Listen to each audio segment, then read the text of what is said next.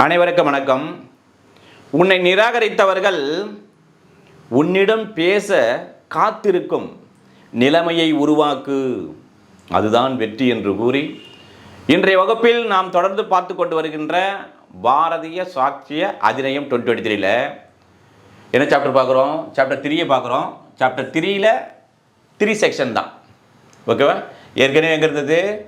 56, 57, 58ல் Indian வெட்ஸ் ஆக்டில் 1872 இருக்குது. இப்போ 51, 52, 53ல் இருக்குது. Fact which need not be proved, நிகழ்மையை நிரூபிக்க தேவையில்லை. ஆல்ரெடி 51, 52 பார்த்துட்டோம். இப்போ என்ன பார்க்குறோம்? செக்ஷன் 53 என்ன சொல்கிறது என்பதை பற்றி இப்பொழுது பார்க்க போகிறோம். Facts admitted NEET not be proved.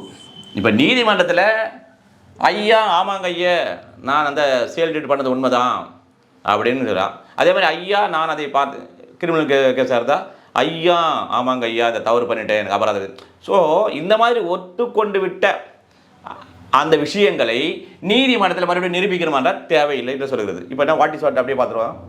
அதாவது no fact needs to be proved in any proceeding, எந்த ஒரு நடவடிக்கையிலும் which the parties thereto are their agent.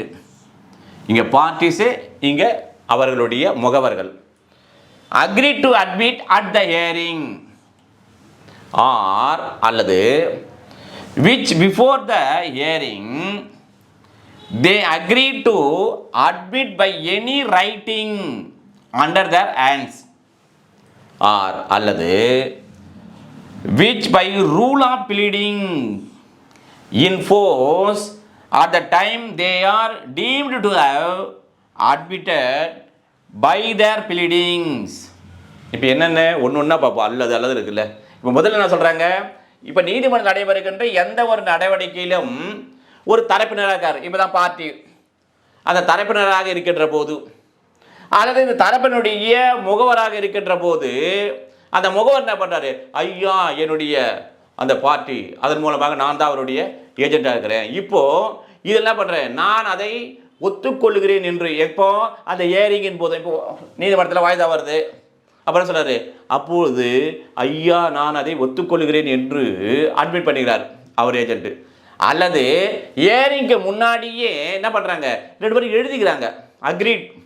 அவர்கள் கையெழுத்துமா என்ன பண்ணுறாங்க? ஐயா நான் வந்து நீதிமன்றத்தில் இருக்கின்ற வழக்குகளை இவ்வாறு அப்படின்னு சொல்லிட்டு ஏதோ ஒன்றை ஒத்துக்கொண்டு இருவரும் சம்மதம் செய்து கொண்டு எழுத்து மூலமாக ஒரு சம்மதம், அதாவது ஒரு உடன்படிக்கை வச்சுல அக்ரிமெண்ட் ஒன்று போட்டு எல்லாம் ரெடி பண்ணி வச்சுட்டாங்க. எழுத்து மூலமாக இருக்குது. அது அவ்வாறு இருக்கின்ற போது அல்லது இப்போ அதாவது வாதுரையினுடைய விதிகள் மூலமாக ரூல் ஆஃப் ப்ளீடிங்ஸு அதன் மூலமாக சொல்லப்பட்டு இருக்கின்றபடி அவர் வாதிரி. இப்போ நான் தான் சிவில் கோர்ட் கேஸ் போடுறேன்னா அந்த ப்ளீடிங்ஸ் இருக்குல்ல, அந்த ப்ளீடிங்ஸ்லேயே அந்த ரூல் ஆஃப் ப்ளீடிங் படி அவர் சங்கதியை ஒரு ஃபேக்டை ஏற்றுக்கொண்டதாக அவர் கருதுகின்ற போது, அதாவது ஏற்றுக்கொண்டதாக அந்த ப்ளீடிங்ஸ்லேயே இருக்கின்ற போது அந்த பொருண்மையை அவ்வாறெல்லாம் இருக்கின்ற போது, அதாவது time being in force the rule of pleading அவ்வப்போது நடைபெறவுள்ள அந்த சட்டத்தின்படி ஏற்றுக்கொண்டு இருப்பதாக கருதப்படுகின்ற போது இவ்வாறெல்லாம் இருக்கின்ற பார்ட்டிஸ் ஏஜென்ட்டு, அப்புறம் வந்து என்னது before hearing at the time of rule of pleadings, இந்த வகையிலெல்லாம் அது அட்மிட் செய்யப்பட்டிருக்கின்ற போது இவைகள் அனைத்தையும் நீதிமன்றத்தில் நிரூபிக்க வேண்டுமென்றால் need not be proved. Admitted fact need not be ஏற்றுக்கொள்ளப்பட்டிருக்கின்ற எதையும் நீதிமன்றத்தில் நிரூபிக்க வேண்டியதில்லை என்று சொல்லதான் செக்ஷன் 53 ஆஃப் BSA. சரி, இதில் ப்ரொவைடட் இருக்குது வரம்புறையாக என்ன தான் இதெல்லாம் இருக்கின்ற போது அப்படின்னா தான் இதுக்கு எதிர்மாறாக என்ன ஒன்று இருக்குன்னா அது provided that the court may in its discretion require the facts admitted to be proved otherwise than by சர்ச் அட்மிஷன்ஸ். சர்ச் அட்மிஷன் அது இவ்வாறெல்லாம் ஒத்துனாங்கல்ல, பார்ட்டிஸு ஏஜென்ட்டு அப்புறம் ஏரிங்கு பிஃபோர் ஏரிங்கு இல்லை ரூல் ஆஃப் ப்ளீடிங் இதெல்லாம் ஏற்றுக்கொண்டு விட்டார்கள்.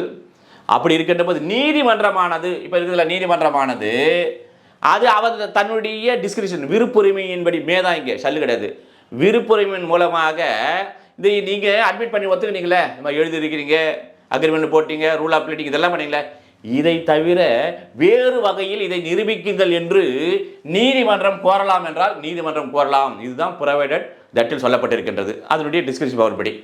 இப்போ இதற்கான கேஸ் அது பார்ப்போம். Parvathi versus K P Halan 2020 volume 3 Madras law journal page number 623. இதை நோட் பண்ணிக்க. என்ன சொல்கிறாங்கன்னா, ஒரு சேல் டீடு நடக்குது. நான் என்ன பண்ணுறேன், ஒரு விற்பனை பண்ணுறேன். அந்த சேல் டீடு அட்மிட் பண்ணுறாரு. ஆமாங்க, நான் அதை அவருக்கு விற்று விட்டேன் சொத்தேன்னு சொல்கிறார், அட்மிட் பண்ணுறாரு. அதே மாதிரி அது விற்றதற்கான அட்வான்ஸ் அமௌண்ட்டு, ரிசீட்டு, ரசீது எல்லாமே வாங்கிட்டேன்னு சொல்லிட்டு அதையும் அட்மிட் பண்ணுறாரு. அவ்வாறு இருக்கின்ற போது இதெல்லாம் என்ன பண்ணும், இதை நிரூபிக்க வேண்டும் நீதிமன்றம்னா. அவரே அட்மிட் பண்ணிட்டாரு, ஆமாம் விற்றுட்டேங்க, ரிசீட் வாங்கிட்டேங்க, அட்வான்ஸ் பணம் வாங்கிட்டேங்கன்னு அவரே சொல்லிவிட்ட பிறகு இதை என்ன பண்ணும், must be treated as proved. எதை பண்ணும், இதை நிரூபித்ததாகவே இதை ஏற்றுக்கொள்ளுதல் வேண்டும் என்று சொன்னதான் இந்த தீர்ப்பு.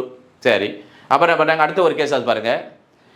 எக்ஸிக்யூட்டிவ் ஆஃபீஸர் அருள்மிகு Chokkanatha Swamy Kovil trust Virudhunagar versus Chandran all India reporter 2017 supreme court page number 1034. இப்போ இந்த வழக்கில் நோட் பண்ணிங்க. வழக்கில் என்ன சொல்கிறதுன்னு சொன்னால், இப்போ நீதிமன்றம் உதாரணத்துக்கு இப்போ பிடிஜே திருவள்ளூர் இப்போ சிவில் கேஸ் நடக்குது. இந்த சிவில் கேஸ் நடக்கின்ற போது இவர் தான் பிளைன்டிப் வச்சுக்கல, பிளைன்டிப் வாதி நீதிமன்றத்தில் வழக்கு தாக்கல் பண்ணிட்டு ஒரு நீதிமன்றம் இங்கே எவிடன்ஸ் பார்க்க சாட்சி சொல்கிறாரு. ஐயா, நானே இந்த நிலமானது என்னுடைய பெயரில் இல்லை, வேறொரு பெயரில் உள்ளது தான் என்று இவரே ஒத்துக்கொண்டார். அவரே ஒத்துக்கொண்டது பெற்ற பிறகு இப்போ இந்த ஃபேக்டை, இந்த சங்கதியை சுப்ரீம் கோர்ட் எவ்வாறு என்ன சொல்கிறாங்கன்னா, இதுவே நிரூபிக்கப்பட்டதாக எடுத்துக்கொள்ளுதல் வேண்டும், இதை மறுபடியும் நிரூபிக்க வேண்டிய அவசியம் இல்லை என்று சொன்ன வழக்கு தான் உச்சநீதிமன்றத்தின் வழக்கு என்று கூறி, என்ன விஷயத்தில் 53 ஆஃப் BSA 2020 படி ஒருத்தர் அட்மிட் பண்ணிட்டாங்கன்னா மறுபடியும் நீதிமன்றத்தில் அதை நிரூபிக்க தேவையில்லை. Admitted fact need not be proved as per 53 of BSA என்று கூறி அடுத்தோடு சந்திப்போம். நன்றி, வணக்கம்.